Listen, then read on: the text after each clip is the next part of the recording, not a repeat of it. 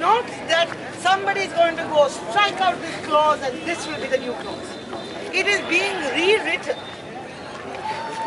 in presidential orders like this, in the promotion of what are not a Fanonian national culture, but national cultures which are predicated on one language, one nation. Not only is the Constitution of India being rewritten, what is also being rewritten is the history of our freedom movement, our Constitution, the Constituent Assembly debates. They represent a particular struggle that happened in India over language. And even though linguists, and I think many of you must have met the Center for Linguistic Students, we keep on running around asking how many languages you speak. We find that in JNU, I think it's about 205 languages. That's been the average from the last 4 or 5 years. There are 205 languages in this university alone. But even though we decry and feel bad that minority languages, you don't have education in them, etc., today the existence of these languages is also a product of the way that the linguistic organization of states happens. So first I want to begin by telling you, and I'm sorry I'm going to be reasonably brief because I have to go somewhere.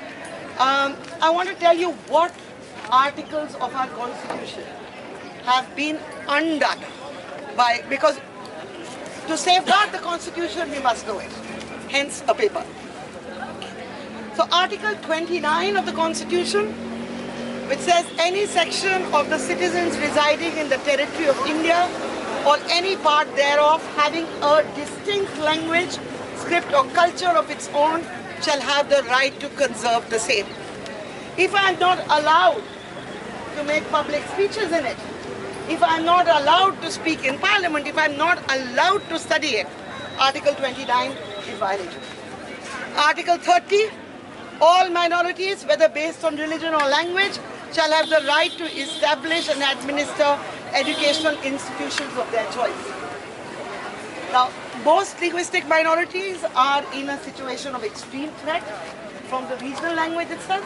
And now the option that they have is not the mother tongue, but Hindi. Article 350A, it's a long article. It talks about education in the mother tongue. So I won't read it out. Article 345 leaves a state free through its legislature to adopt Hindi or any language used in its territory as its official language. Article 120, and that's the one that has been directly hit, says permits a mother to use his or her mother tongue, not official or scheduled language, in the legislature and parliament. And today, what will we have? Everybody will be giving speeches in Hindi. I mean, a part of me thrills at the fact that Hindi purists will die 1,000 deaths if non-speakers of Hindi will speak it, but that's a small satisfaction. Article 347 gives the president, and this is a perversion, gives the president the power to direct the state to use a minority language. And that is most probably there because I haven't seen the presidential decree. That is being used to impose Hindi upon us. To understand why, so you have an amazingly, though, it makes Hindi an associate official language, Hindi an official language, makes English an associate official language. Our Constitution, and particularly the founding articles of our Constitution, are a product of both a tussle that happened in the national movement and in the Constituent Assembly. There was, when in the Indian National Congress, particularly Gandhi was seeking to get a mass space. In 1925, Hindi, Congress, various committees switched from using English to Hindustani as it was called in their various meetings, etc., and conducting proceedings. And then in 1937, and there was resentment brewed up, even as a national movement was being sought to build, resentment brewed in the southern states. And this was made just incredibly worse because when Rajaji became the chief minister of the Madras presidency, and he, Hindi lover that he was, said that he is going to introduce Hindi language teaching in secondary school. Who rose against Hindi? Periyar. Periyar, the Black Flag Day, the protests against Hindi, the insistence that we will speak Tamil. So we should not see this as Tamil nationalism. In my view, the opposition to the imposition of Hindi was not for the imposition of Tamil. It was the right of certain linguistic groups, who were powerful of course, to speak their own language. This debate carried itself into the Constituent Assembly. And through 3 years of the Constituent Assembly, there was this tussle. And in fact, this slogan that we all abhor, Hindi, Hindu, Hindustan, really was born by Dhulekar from the United Provinces in the Constituent Assembly. He said, if you want to speak, if you want to stay in India, then he didn't have to go to Pakistan. Right? So if you want to stay in India, you must accept Hindi as a language.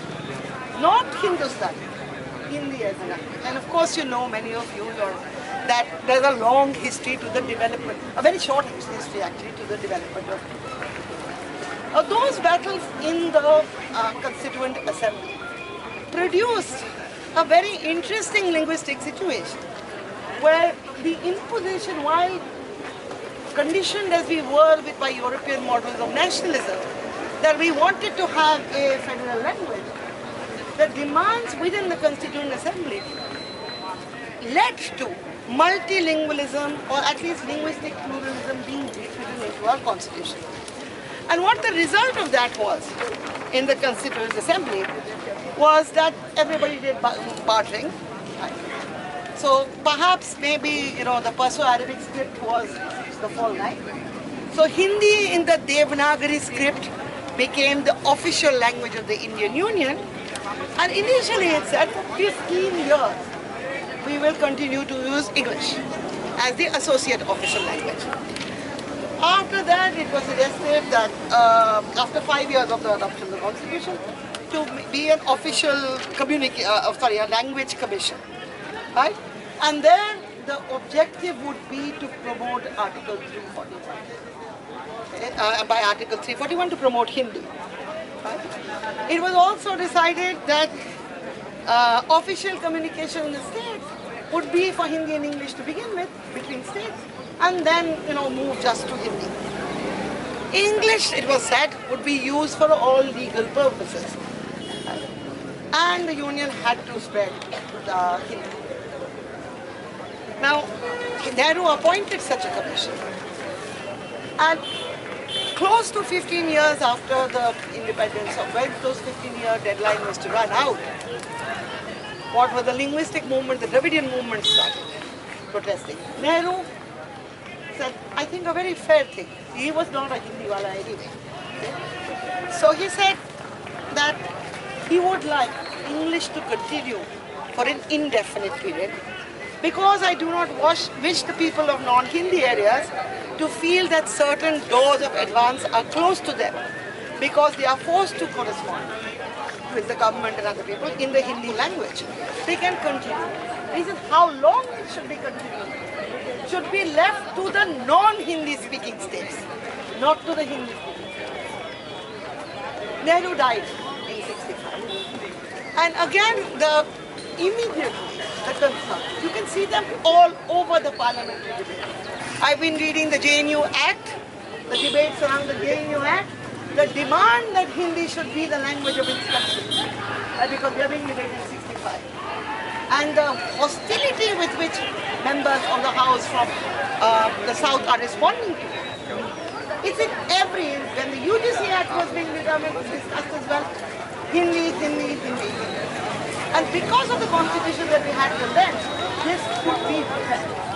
But in 65, we had a crisis situation that the 2,000 languages in India has spoken, were really in danger of extinction. Because state policy, and particularly in a newly developing state, can have quite devastating effect on languages which have been perilously very small numbers and very low economic development. But also, some of the political gains that we got from the linguistic reorganization of states, that was going to evaporate.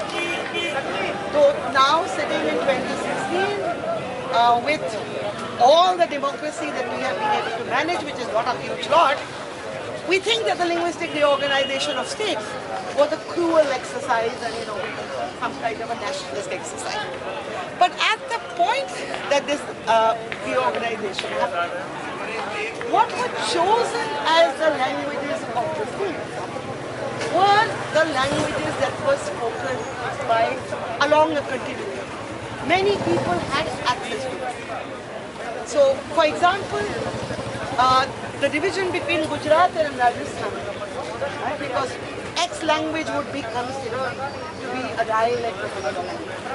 The linguistic reorganization of states, when they are not a dialect of Rajasthan and Gujarat, using linguistic sentiment, what you had was an ultimate differentiation.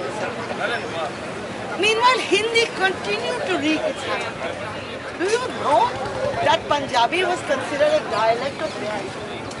That Punjabi was not given its status? The population of Delhi doubled in 1947-48. The 7 million people or whatever, 7 lakh people who came to Delhi, doubling the population, were all Punjabi speakers. But Punjabi became an associate official language of Delhi only in the late 1990s. Punjabi Suba was Hindi speaking. And we saw the consequences of that in around 1984, in that census, where all Punjabi Hindus said that we speak Hindi and Sikhs. So the differences in language, so it's not that Hindi is good for the north and bad for the south.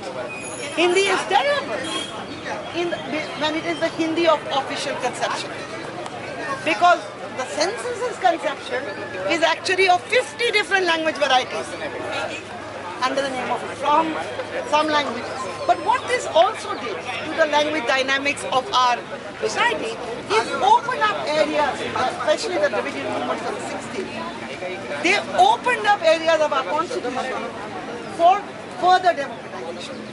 One way the constitution handled this problem about how many languages are there in India, which do we recognize, was to make an 8th schedule. It put 15 languages in there. Because of the insistence that we will not have a static language policy, that schedule continues to grow. Now we have 22 languages in there, languages like Santhali, languages like Bodo. Now this means state. What we see today is a deadly reversal of a history where what is not a major right because it is not threatened. When it is not threatened, the right to speak your own language. So, millions of, hundreds, thousands of years of a linguistic pluralism, where even a language that was spoken by a minority elite class recognizes that there are so many other languages. I'm talking about Sanskrit, that it couldn't and did not seek to stamp out the languages of the people. Today, and our constitution, in an imperfect way, guaranteed that languages will be counted, that they will continue to survive, that I can speak to you in my home, in the marketplace, in the legislature, in the post office, in whatever language I like. That has been taken away. The idea that we can form conglomerations which are based on lingua francas, that we can change the language policy, and that we have to democratically discuss the issues of language policy. All that has been taken away by this vote. So this is not only about what a language Hindi is. It is who we are. It is what we conceive our plurality to be. Unfortunately, 1, 2. So this is the way that our constitution is going to be unwritten by presidential decrees like this. Now what is the solution? Well, we're not yet in Franco Spain. And in Franco Spain, you could not speak Catalan. Here they have 2,000 languages to contend. So it's not going to be so easy to shut down. But that means the linguistic practice that we do here, where we look at the fact that a large number of people come to JNU with some Hindi-speaking background. They come from areas where they taught Hindi in school, which is a large number of people. That therefore the language of our discourse becomes only Hindi.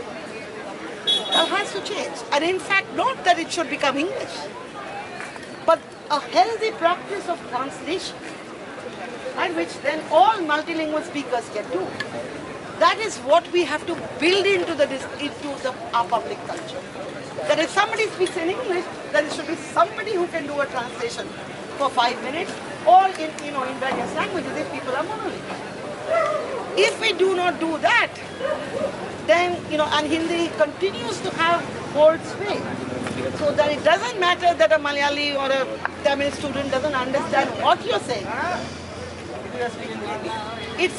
The resistance must come from the right that has not been completely taken away from it.